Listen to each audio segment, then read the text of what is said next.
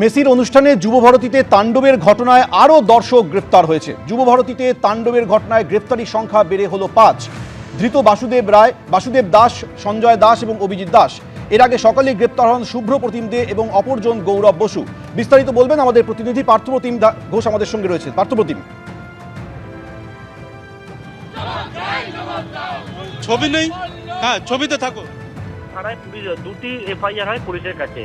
একটা হচ্ছে যে স্বতন্ত্র দত্ত এবং যে ঘটনাটি ঘটে মিসম্যানেজমেন্টে, সেই ঘটনা একটা এফআইআর।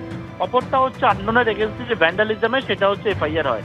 এই যে 218 নম্বর যে পরবর্তী যে এফআইআর, দ্বিতীয় এফআইআর, সেই এফআইআরে হচ্ছে পুলিশ জানাচ্ছে যে তারা হচ্ছে যে দেখে যে কারা কারা গন্ডগোলের ঘটনার সঙ্গে যুক্ত ছিল এবং সেই মধ্যে বিভিন্ন ভিডিও ফুটেজ খতিয়ে দেখে এবং সেই ভিডিও ফুটেজ খতিয়ে দেখার পর যে সকল দর্শকরা এসেছিল, যারা হচ্ছে মেসি বেরিয়ে যাওয়ার পর সেখানে উত্তেজিত হয়ে পড়ে, ভাঙচুর চালায়, তাদেরকে চিহ্নিত করেছে এবং সেই চিহ্নিত করে মোট 5 জনকে পুলিশ গ্রেপ্তার করেছে।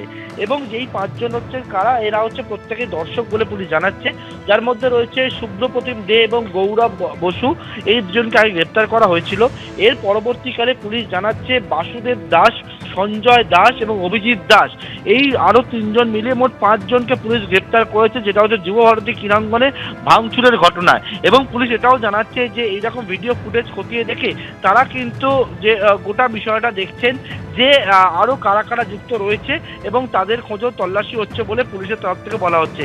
এদের প্রত্যেকের বিরুদ্ধে একাধিক জামিন অযোগ্য ধারায় মামলা হয়েছে, যার মধ্যে রয়েছে সরকারি কর্মীকে কাজে বাধা, সরকারি কর্মীকে মারধর, সরকারি কর্মীকে হেনস্থা, এছাড়া গুরুতরভাবে আঘাত করা, সরকারি সম্পত্তি নষ্ট সহ বিভিন্ন যে ধারাগুলি রয়েছে সেই ধারাতে মামলা রুজু হয়েছে এবং একাধিক ধারা যেগুলো হচ্ছে জামিন অযোগ্য ধারা, এবং সেই জামিন অযোগ্য ধারাতেই 5 জনকে গ্রেপ্তার করেছে পুলিশ। পুলিশ জানাচ্ছে বাকিদের খোঁজেও তারা কিন্তু তল্লাশি অভিযান সেটা কিন্তু করছে।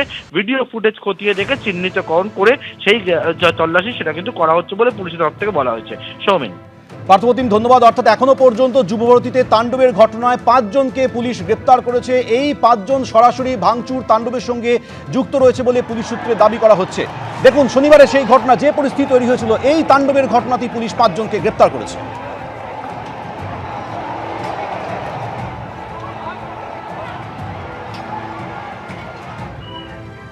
এদিকে এই তাণ্ডবের ঘটনায় হাজরায় এই মুহূর্তে কংগ্রেসের কর্মী সমর্থকরা প্রতিবাদ মিছিল করছেন।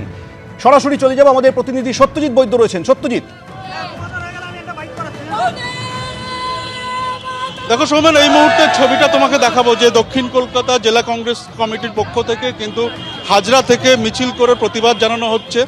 যে বিশৃঙ্খল পরিস্থিতি তৈরি হয়েছিল যুবভারতীতে, এই ঘটনার যেমন প্রতিবাদ, তেমনি পাশাপাশি এখানে মূল দাবি হলো ক্রীড়ামন্ত্রী অরূপ বিশ্বাসের পদত্যাগ দাবি, এবং পাশাপাশি যারা টাকা দিয়ে, বিপুল পরিমাণ টাকা দিয়ে এখানে টিকিট কেটে এসেছিলেন মেসিকে দেখার জন্য, সেই টাকা তাদেরকে ফেরত দিতে হবে।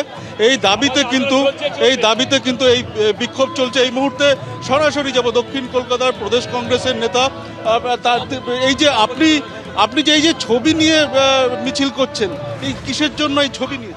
দেখুন, মেসি কনসার্ট হায়দ্রাবাদ পারলো, মুম্বাই পারলো, কলকাতায় ব্যর্থ হলো। কলকাতার মানুষ হিসেবে আমরা মনে করি এটা আমাদের লজ্জা। কলকাতার মুখ পুড়ে গেল, কলকাতার মানুষের অপমান হলো। এটা কলকাতা শহরে শুধুমাত্র অরূপ বিশ্বাস ক্রীড়ামন্ত্রী এবং প্রশাসনিক ব্যর্থতার জন্য আজকে এই কাণ্ড হয়েছে। আজকে যেভাবে মুনাফা লোভীদের জন্য এক শ্রেণী সেলফি ফটো তোলার জন্য যারা লিপসাধু, যারা লোভী, তাদের জন্য হয়েছে। অবিলম্বে ক্রীড়ামন্ত্রী অরূপ বিশ্বাসের পদত্যাগ চাই এবং টিকিটের টাকা যে হাজার হাজার টাকা নিয়েছেন আজকে প্রশাসক, তাই আয়োজকরা সেই টাকা ফেরত দিতে হবে। এবিপি আনন্দ, এগিয়ে থাকে, এগিয়ে রাখে।